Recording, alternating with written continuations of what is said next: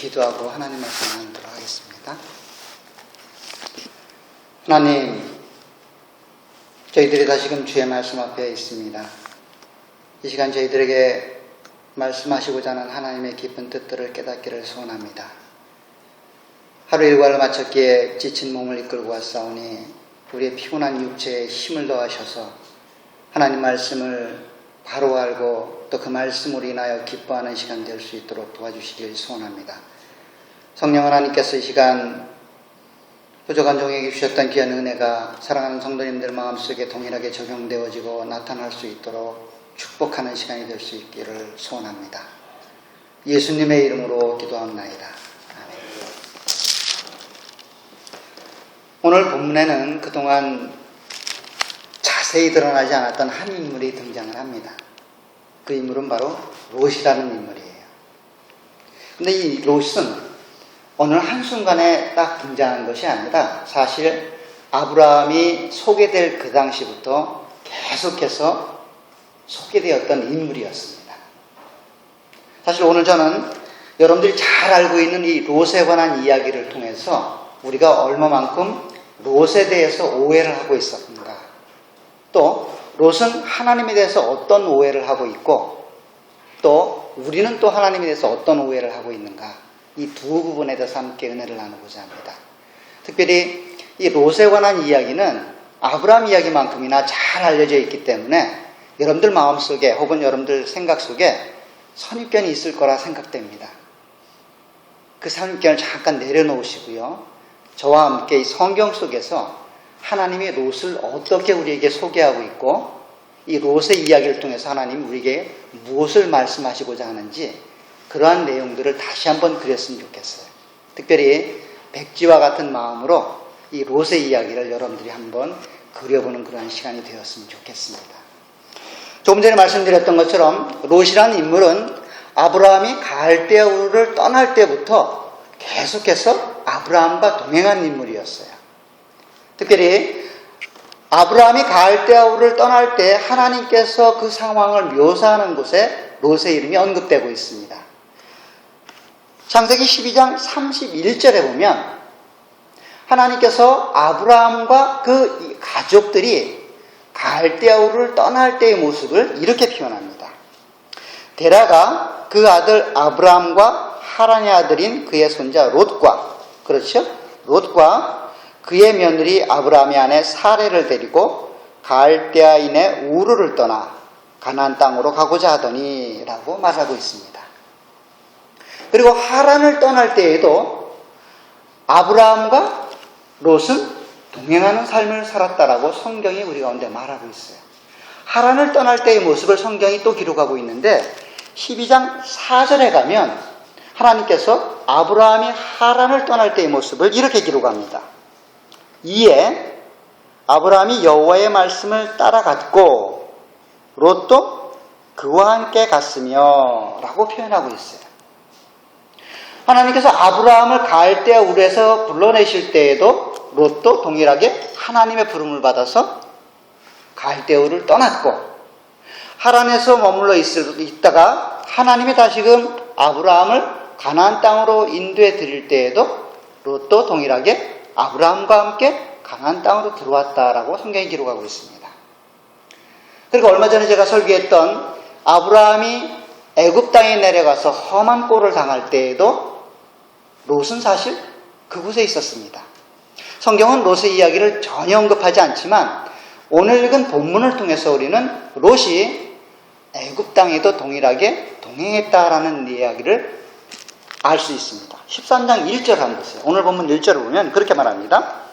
아브라함이 애굽에서 그와 그의 아내와 그 모든 소유와 롯과 함께 네겝으로 올라갔다라고 기록하고 있어요. 자, 이 말은 무슨 말이냐면 아브라함이 갈대아 우르를 떠나 하란을 거쳐서 가나안에 들어왔고 다시 애굽에 내려가서 하나님의 능력을 체험하고 올라올 그 모든 순간들에 아브라함과 롯은 동행했다라는 말로 소개하고 있다는 사실이에요. 이 말은 곧 아브라함이 경험했던 하나님의 능력, 아브라함이 하나님으로부터 받았던 하나님이 누구이신가에 대한 하나님의 가르침, 그 모든 내용들을 롯도 동일하게 받고 경험했다는 이야기예요. 다른 말로 소개하면 아브라함이 하나님의 아들로서 성숙해가는 과정 속에 있었던 것처럼 롯도 동일하게 하나님을 믿는 믿음으로 성숙해갔다는 이야기예요.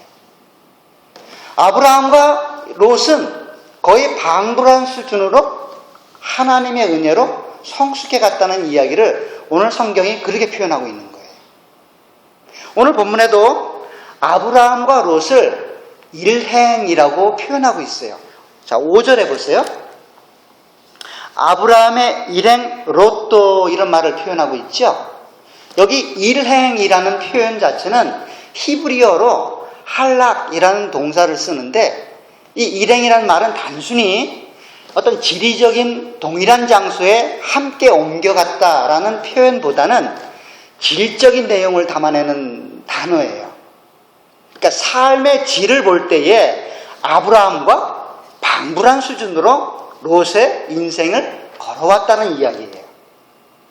하나님께서 아브라함을 불러내어서 하나님의 사람으로 만들어 가셨던 것처럼 그와 동일한 삶을 살았던 롯도 하나님의 사람으로 만들어 가셨다는 거예요. 누가요? 하나님이.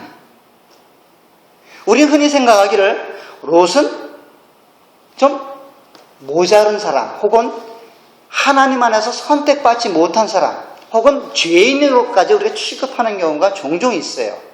왜냐하면 그의 인생의 말로를 볼 때에 과연 하나님의 은혜를 받은 사람이라고 생각할 수 없을 그런 일들을 경험하기 때문이에요. 우리는 창세기 18장, 19장 이야기를 너무도 잘 알고 있지요. 그래서 롯의 인생 전체가 무의미하게 혹은 죄악된 삶으로 끝났다라고 치부하는 경우가 많아요. 그런데 성경은 롯을 의인이라고 표현하고 있어요. 자, 베드로 후서에 가면 이 소돔과 고모라 땅에서 고통받는 의인이었던 롯에 관한 이야기를 간략하게 소개해 줍니다. 제가 한번 읽어 드릴게요. 베드로후서 2장 7절에 가면 이렇게 말합니다. 베드로후서 2장 6절에서 소돔과 고모라 성을 멸망하기로 정하여 죄가 되게 하사, 베드로후서 2장 6절입니다. 385쪽 정도 되는데요.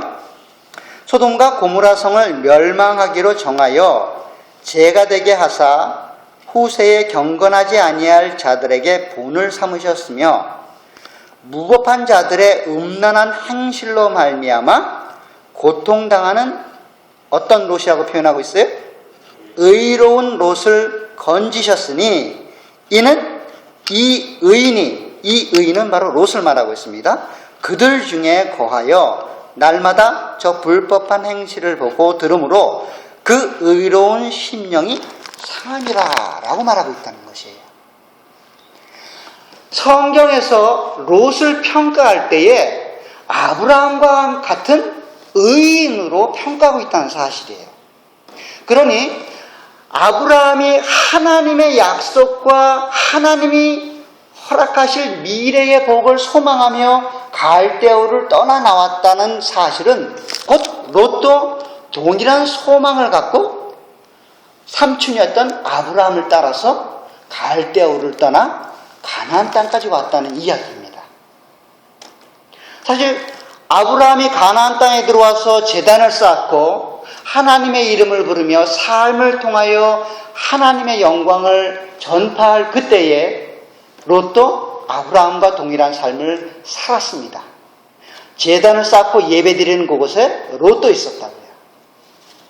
삶을 통하여 하나님을 믿는 백성의 본을 보였던 아브라함처럼 롯도 동일하게 의로운 자로서 하나님을 믿는 백성의 본을 가나안 사람들에게 보여주었단 말이에요. 더 나아가서 애굽 땅에서 하나님의 권능을 체험할 그때에 롯도 동일하게 하나님의 살아계심을 경험했던 의로운 사람이었다고요. 이러한 내용을 오늘 본문에서는 동일하게 아브라함이 받은 축복과 롯이 받은 축복이 동일하다고 표현하고 있어요. 자, 2절에 보세요. 하나님의 은혜로 아브라함은 하나님의 축복을 받았어요. 어떤 축복이었냐면 아브라함에게 가축과 은과 금이 풍부하였다라고 표현하고 있어요. 그렇죠?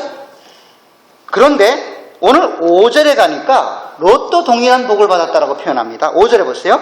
아브라함의 일행 롯도 양과 소와 장막이 있었다라고 표현하고 있어요. 결국 하나님께서 하란에서 베풀어줬던 아브라함을 향한 축복, 그것이 이 본문에서는 부라는 형태로 드러나고 있다라고 말씀을 드렸습니다.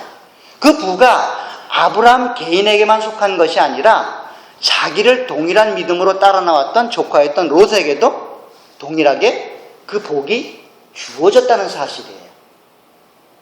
결국 아브라함이 하나님으로부터 받았던 은혜가 아브라함 개인에게만 속한 것이 아니라 동일한 믿음을 소망했던 동역자와 같고 형제와 같은 조카인 롯에게도 동일하게 은혜로 베풀어졌다는 사실이에요.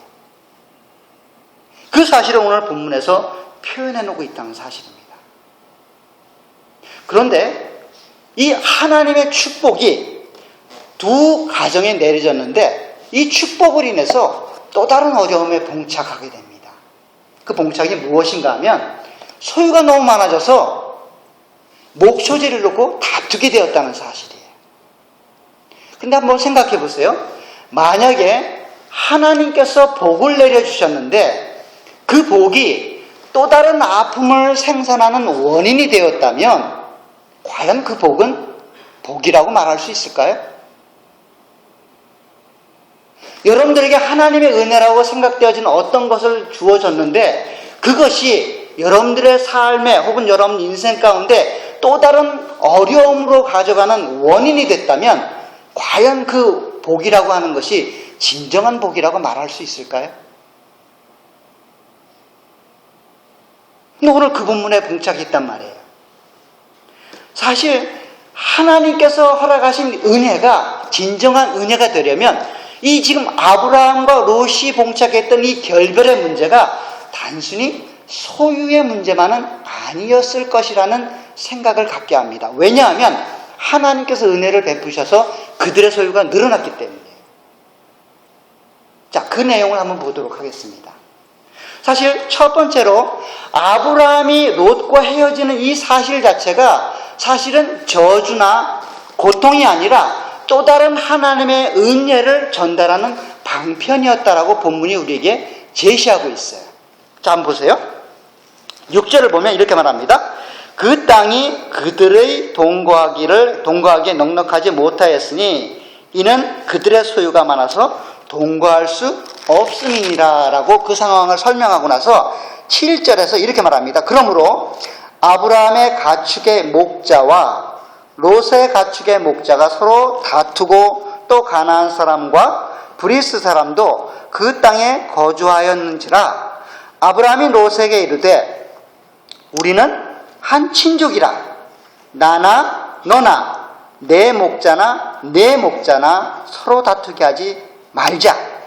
내 앞에 온 땅이 있지 아니하냐? 나를 떠나가라. 내가 좌하면 나는 우하고 내가 우하면 나는 좌하리라 라고 롯이 떠나갈 수 있도록 아브라함이 먼저 제안을 하는 거예요.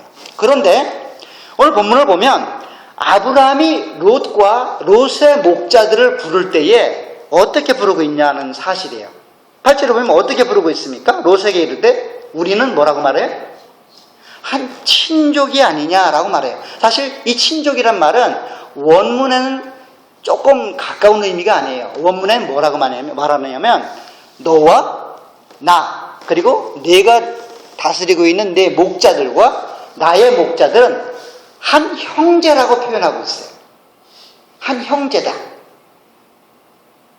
그 말은 무슨 말이냐면 내가 나와 동일한 믿음을 소유하였기 때문에 우리는 한 형제가 된 것이다 라고 표현하고 있는 거예요. 사실 형제는 아니죠.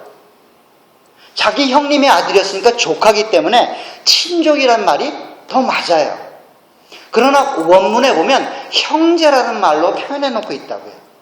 지금 아브라함이 롯을 향하여 너와 나는 형제다라고 표현하는 이 말은 무엇인가 하면 내가 소망하고 있는 그 미래의 그 하나님의 나라, 그리고 내가 소망하고 있는 그 미래의 하나님의 나라와 그 어떤 백성의 의미 동일하기 때문에 너와 나는 한 믿음을 소유한 형제란 뜻이에요.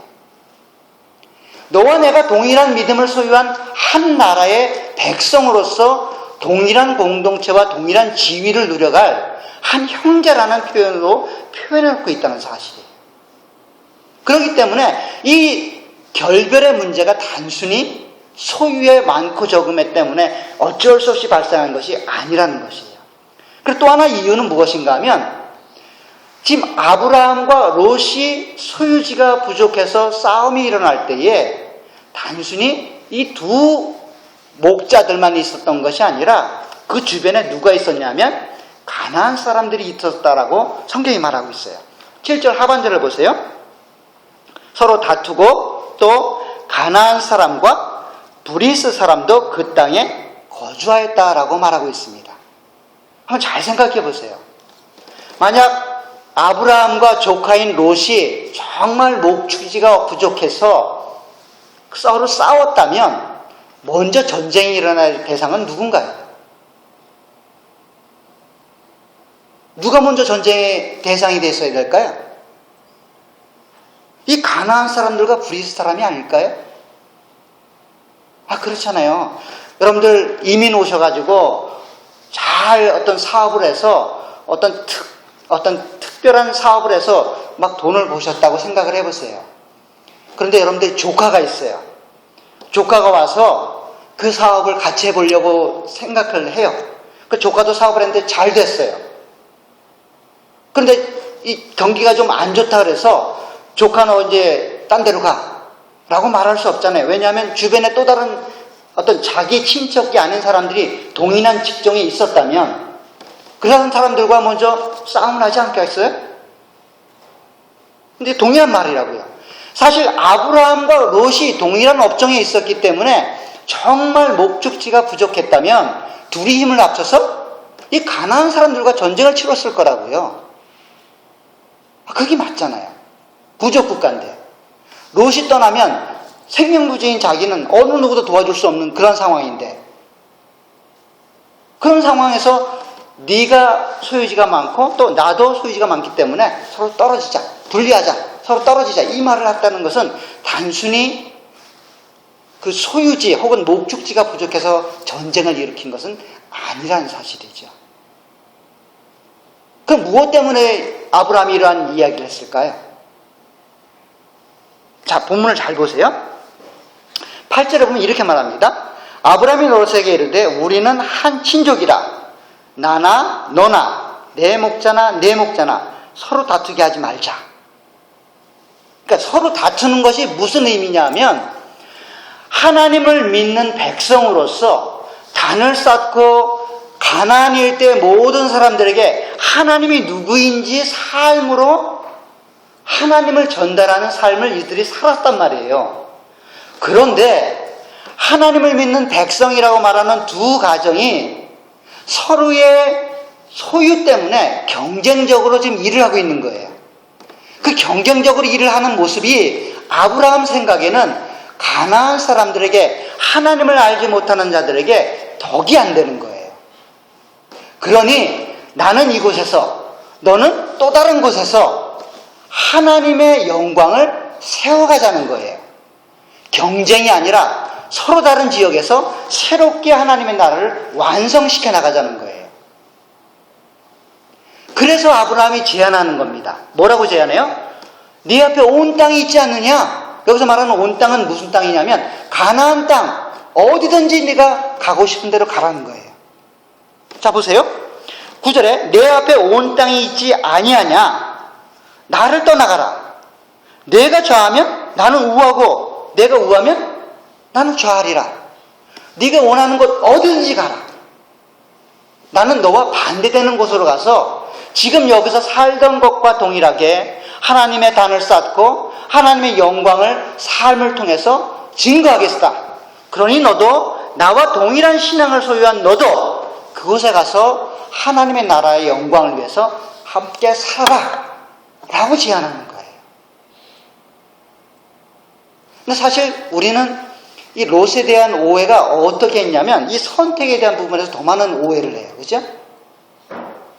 근데 사실 이 아브라함의 제안을 보면 단순히 어떤 소유의 문제가 아니라 정말 하나님의 영광을 위해서 우리가 어떻게 하면 더 효과적으로 하나님의 영광을 삶 속에서 드러낼 수 있을까? 이 부분에 관심을 갖고 제안을 하고 있다는 사실입니다.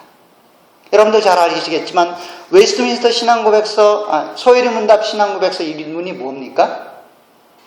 인간의 최고의 목적과 가장 영광스러운 삶이 뭐예요? 하나님을 영화롭게 하고 그분을 즐거워하는 거죠. 하나님의 영광을 위해 살아가는 것이 우리 인생의 목적이고 우리에게서 최고의 가치입니다. 지금 아브라함은 그것을 안 거예요. 하나님의 은혜를 체험하고 하나님의 사랑을 경험했기 때문에 더 이상 하나님을 거부할 수 없는 상태의 아브라함과 롯은 자라간 거예요. 그런 상태에서 서로 경쟁적으로 이 땅의 소유 때문에 다투는 것은 아직 하나님을 모르는 자들에게 덕이 안 되기 때문에 우리가 하나님의 영광을 더 풍요롭게 드러내기 위하여 이 가나안 땅 좀 떨어진 곳에서 하나님의 영광을 서로 세워나가자는 거예요. 그래서 지금 아브라함이 제안하는 거예요. 그것이 우리에게도 지금 요구되고 지금 있습니다. 우리 교회들 보면 너무 경쟁적이죠. 그렇잖아요. 교회들이 너무 경쟁을 한단 말이에요. 어떤 경쟁을 합니까?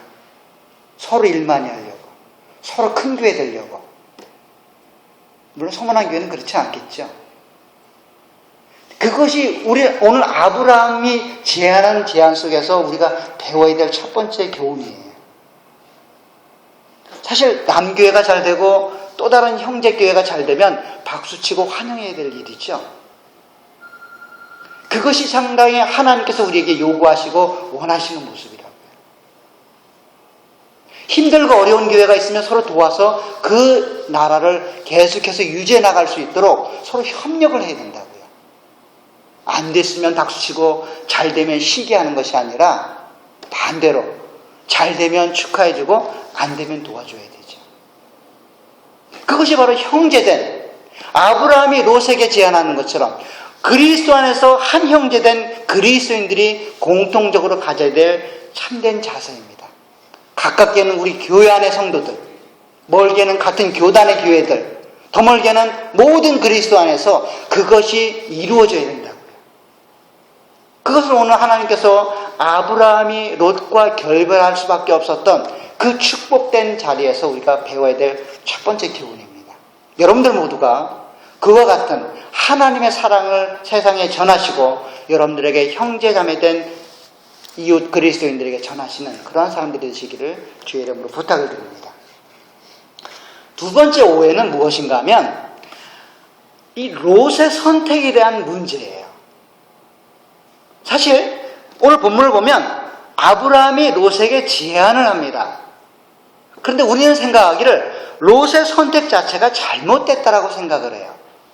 왜 그런가 하면 자 오늘 구절에 보면 아브라함이 그렇게 제안하죠. 내가 좌하면 나는 우하겠다. 내가 우하면 나는 좌하겠다. 그러자 이에 롯이 눈을 들어 요단 지역을 바라본 즉 소알까지 온 땅에 물이 넉넉하니 여호와께서 소돔과 고모라를 멸하시기 전이었으므로 여호와의 동산 같고 애굽 땅과 같았더라. 그러므로 롯이 요단 온 지역을 택하고 동으로 옮기니 그들이 서로 떠났다라고 말하고 있어요.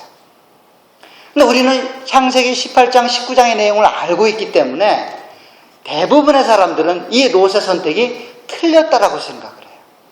롯의 선택이 잘못되었기 때문에 그 말로가 비참했다라고 우리는 생각을 해요. 근데 한번 잘 생각해 보세요. 정말 롯의 선택이 잘못되었습니까? 혹자는 그렇게 말합니다. 롯의 선택이 잘못된 이유는 눈에 보이는 좋은 것을 선택했기 때문에. 눈에 보이는 좋은 것을 선택하면 때로는 안 좋을 수가 있죠. 그러면 여러분들 모두는 늘 안 좋은 것만 선택하나요? 아니잖아요. 그렇잖아요. 눈에 보이는 좋은 것만 선택한 것이 잘못됐다면 우리는 늘 손해봐야 돼요. 늘 나쁜 거 선택해야 돼요. 늘 최악을 선택해야 된다고요. 근데 성경은 그렇게 말하고 있지 않아요. 아브라함의 제안을 잘 보세요. 아브라함이 지금 어떻게 제안하고 있어요? 자, 가나안에 모든 땅이 있다. 네가 원하는 곳 어디든지 가라. 그러면 나는 너와 반대되는 곳으로 가겠다. 이 말은 곧 정반대의 곳으로 가겠다는 이야기가 아니라 너와 최대한 거리를 떨어지겠다는 거예요. 그렇죠? 최대한 거리가 떨어져서 서로 하나님 나라를 세워가자는 거예요. 자, 아브라함이 만약에 이 옳고 그름의 문제의 선택을 롯에게 제안했다면 이런 생각일 겁니다. 롯, 조카야, 잘 들어라. 내가 지금 두 가지 선택을 너에게 제안할 텐데 정신 똑바로 차리고 정답을 찾아야 돼. 왜냐하면 하나는 나쁜 것이기 때문에. 정답을 잘 찾아. 그렇게 제안했다면 롯의 선택이 만약에 오답이었다면 롯은 선택을 잘못한 거죠. 근데 아브라함은 롯에게 이것도 좋고 저것도 좋으니 네가 원하는 곳으로 가라는 거예요. 그러면 네가 선택하지 않은 그것을 내가 선택하겠다는 거예요. 자, 거꾸로 말해서 요단 동편을 롯이 선택하지 않았다면 요단 동편은 누가 가야 될까요? 누가 가야 될까요? 아브라함이 가겠다는 거예요. 아브라함이. 그러니 롯의 선택 자체가 잘못된 것이 아니라 롯이 선택하고 나서 그 선택한 이후의 삶에 관심이 없었기 때문에 이런 문제가 발생했다는 것입니다. 사실 우리는 하나님의 뜻에 대해서 관심이 많아요. 사실 하나님의 뜻에 대해서 너무 관심이 많습니다. 1990년대 이후로 이러한 내용들이 많이 이제 성도들에게 등장을 하는데 제가 엄밀하게 따져보면 하나님의 뜻에 왜 그렇게 성도들이 관심을 많이 가질까 생각을 해보니까 이런 생각이 우리의 마음속에 있습니다. 하나님의 뜻대로 어떤 일을 결정하면 그 일이 잘 될 것이라는 기대감이 있어요. 하나님의 뜻대로 선택을 안 했을 때에는 그 일이 제대로 안 될 것이라는 막연한 불안감이 우리 가운데 있다고요. 그렇기 때문에 우리는 어찌하든 하나님의 뜻을 선택하려고 그래요. 하나님의 뜻을 선택하면 그것이 하나님의 뜻이었기 때문에 그 결과도 자연스럽게 잘 될 것이라고 우리는 기대하고 있어요. 우리는 은연중에 기대하고 있다고요. 그런데 오늘 본문에서 말하는 이 선택의 문제는 네가 좋은 것을 선택하라는 거예요. 쉬운 말로 여러분들이 잘할 수 있는 것을 선택하라는 거예요. 끝까지 포기하지 않고 잘할 수 있는 그것을 선택해서 그 삶을 살아가라는 거예요. 남들이 좋다고 말하는 거, 눈에 보이는 좋은 것이 아니라 정말 하나님 안에서 욕심 안 부리고 기쁘게 감당할 수 있는 그것을 선택해서 끝까지 포기하지 말고 하나님과 동행하는 삶을 살아가라는 것이에요. 그 삶을 지금 아브라함이 롯에게 제안하는 겁니다. 아브라함이 애시당초 롯에게 제안했던 하나님의 영광을 이곳에서 경쟁적으로 세우지 말고 서로 떨어져서 더 나은 큰 하나님의 나라를 세우자고 제안한 것이 사실이라면 이 선택도 그와 같은 의미 안에서 하나님의 영광을 끝까지 포기하지 않고 네가 유지하고 세워나갈 만한 그러한 땅을 선택하라는 거예요. 그러면 그곳에서 하나님의 영광이 드러나게 될 것이기 때문에. 쉬운 예로 이런 겁니다. 내일 아침에 무엇을 먹을까? 시리얼을 먹을까? 아니면 토스트를 해서 빵을 먹을까? 빵을 먹는다면 속 안에 무엇을 끼워 먹을까? 잼을 발라 먹을까? 아니면 치즈랑 해막을 넣어서 먹을까? 제가 먹는 아침 모습입니다. 여러분들이 어떻게 먹는지 모르니까 제가 이렇게 예화를 드리는 거예요. 근데 그 선택을 우리가 지금 하는 것이 아니라 정말 하나님이 원하시는 건 무엇이냐면 어떤 것이든 좋다. 네가 먹고 싶은 거 먹으라는 거예요. 그렇지만 감사하고 기쁘게 먹을 수 있는 거 하라는 거예요. 맛있게 먹고 하루 종일 힘내서 하루를 잘 살 수 있는 거 그거 먹으라는 거예요. 아니 햄하고 치즈하고 먹는 것이 하나님의 뜻일까? 아니면 시리얼 먹는 것이 하나님의 뜻일까? 이런 데 고민하지 말고 맛있는 거, 입에 땡기는 거 그것을 갖다가 감사하게 먹으라는 거예요. 하나님이 이 음식 주셔서 감사합니다. 그 감사하는 마음으로 맛있게 먹으면 그게 하나님의 뜻이고 그게 하나님께서 내일 아침 우리의 생명을 연장시킨 목적이란 말이에요. 지금 아브라함이 롯에게 제안하는 것은 그거예요. 지금 우리가 이곳에까지 하나님의 은혜로 이곳까지 오지 않았느냐? 그러니 이 경쟁적인 싸움을 여기서 멈추고 너는 저곳에서 나는 이곳에서 하나님의 나라를 서로 세워나가자는 거예요. 그러니 네가 이곳을 가도 좋고 저곳을 가도 좋다는 거예요. 자 보세요. 지금 아브라함이 제안하는 그곳이 가나안 땅을 벗어나는 것은 아닙니다. 이 소돔과 고모라 땅이 멸망 이전이기 때문에 요단 서편이라고요. 그러니까 가나안 땅에서의 결정권을 지금 아브라함이 롯에게 제안하는 거예요. 물론 여러분들이 선택할 때 네 마음대로 하라 이런 얘기는 아닙니다. 선과 악이 분명하게 구분되어지고 있죠. 상식이 통하는 거잖아요. 상식적으로 위법하거나 상식에 떨어진 일들을 결정하라는 이야기는 아닙니다.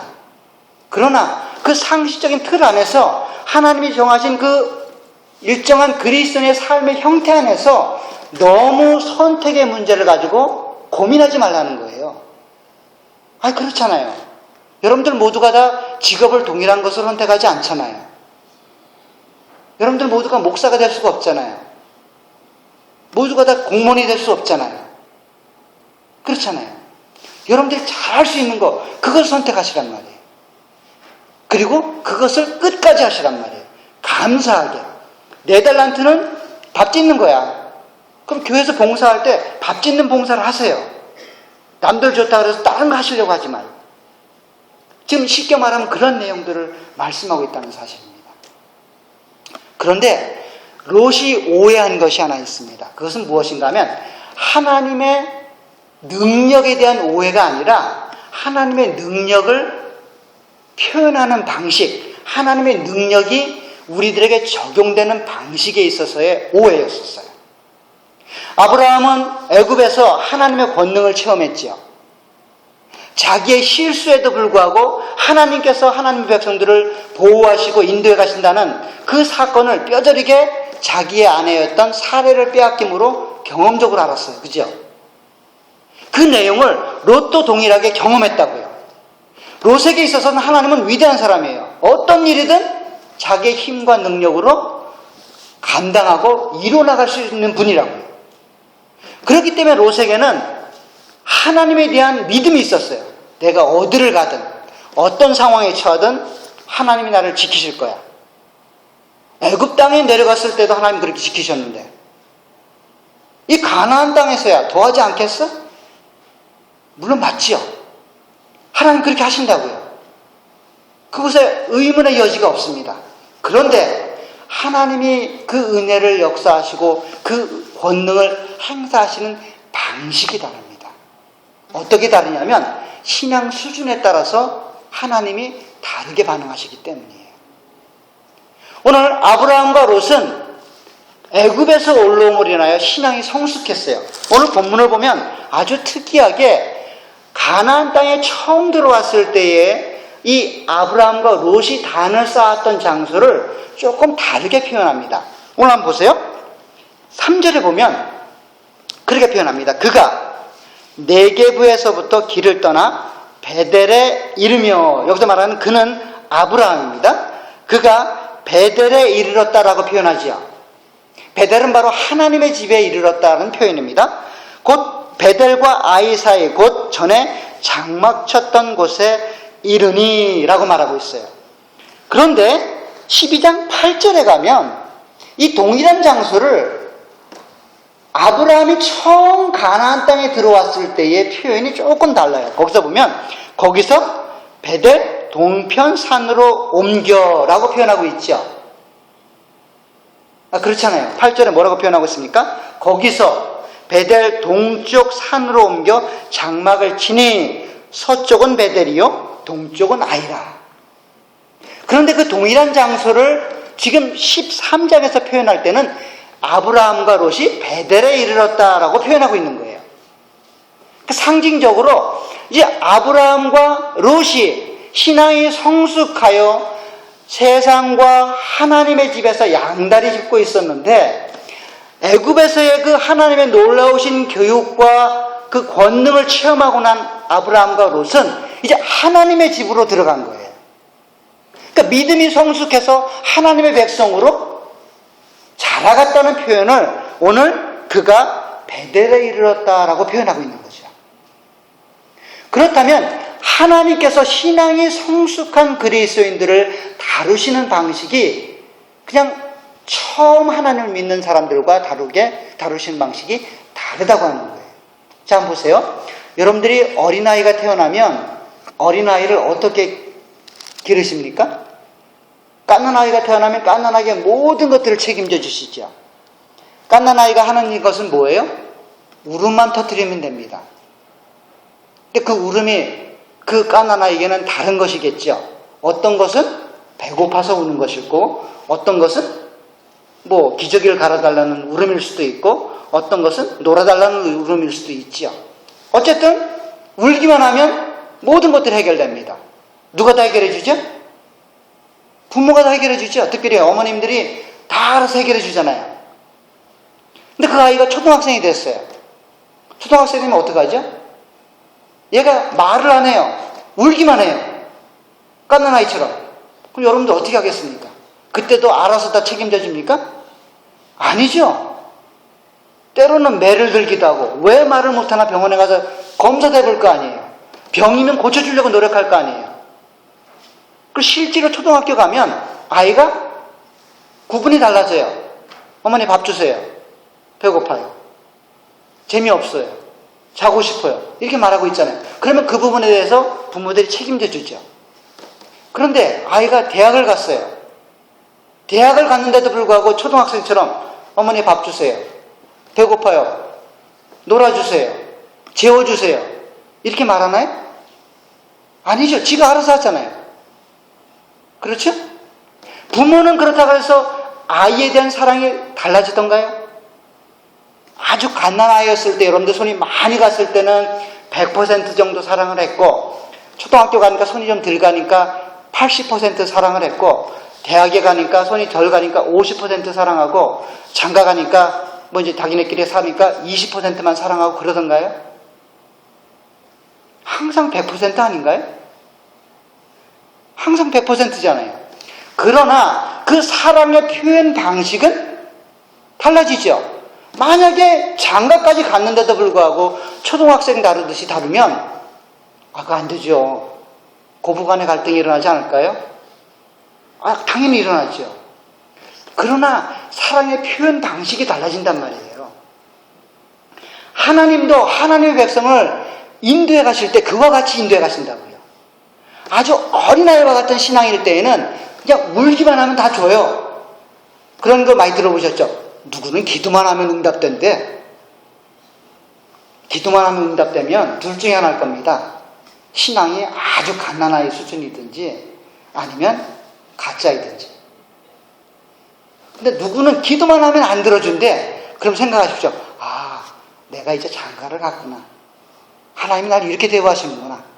나를 이제 성숙한 그리스도인으로 대우하시는구나. 그렇게 생각하시라고요.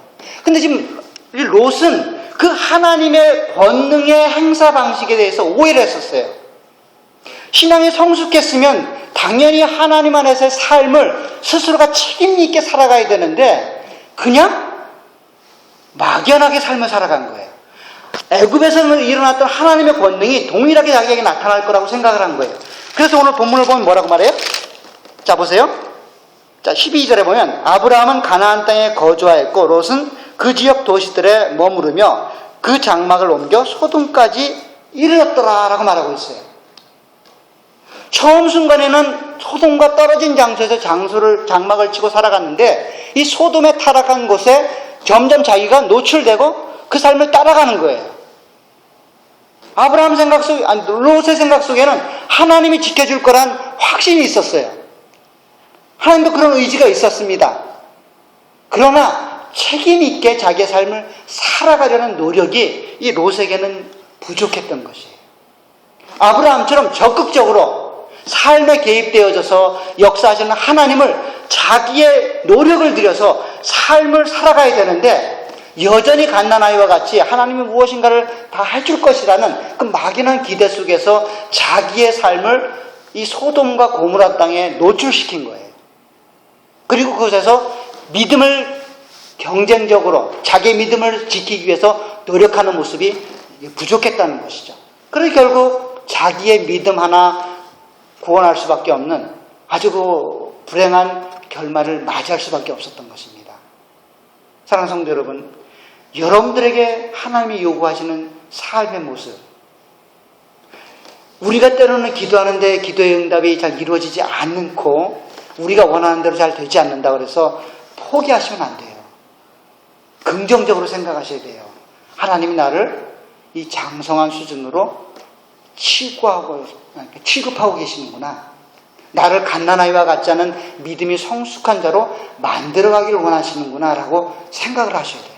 왜 나는 하나님의 은혜가 이렇게 미치지 않을까? 이렇게 생각하시면 안 되고 긍정적으로 생각을 하셔야 돼요. 하나님의 은혜를 베푸세요. 그러나 신앙이 성숙하면 여러분들의 노력을 통하여 하나님의 은혜를 베푸십니다. 여러분들이 적극적이셔야 돼요.